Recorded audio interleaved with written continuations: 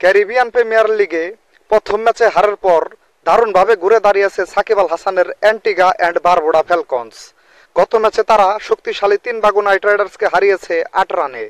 পরবর্তী ম্যাচে আগামীকাল ভোর 5টায় গায়ানা অ্যামাজন ওরিয়র্সের বিপক্ষে মাঠে নামবে সাকিবের অ্যান্টিগা।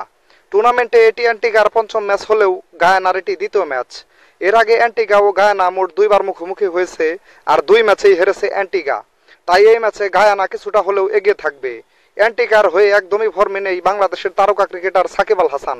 তিনি 3 ম্যাচ ব্যাট করেছেন মাত্র 31 রান, আর বল হাতে 3 ম্যাচে মাত্র 3 ওভার বল করে 1 উইকেট পেয়েছেন। আর মাত্র 1 উইকেট পেলেই সাকিবের টি-20 ক্রিকেটে 500 উইকেট পাওয়া পূর্ণ হবে। বর্তমানে 4 ম্যাচে 5 পয়েন্ট নিয়ে পয়েন্ট টেবিলের 1 নম্বরে অবস্থান করছে অ্যান্টিগা। অপরদিকে 1 ম্যাচে 1 জয় পেয়ে 2 পয়েন্ট নিয়ে পয়েন্ট টেবিলের 3 নম্বরে অবস্থান করছে গায়ানা।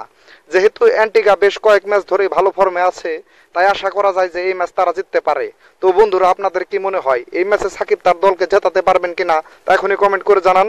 সাথে ক্রিকেট ও ফুটবলের নতুন নতুন আপডেট পেতে এখনই আমার চ্যানেলটিকে সাবস্ক্রাইব করে দিন। সকলকে ধন্যবাদ।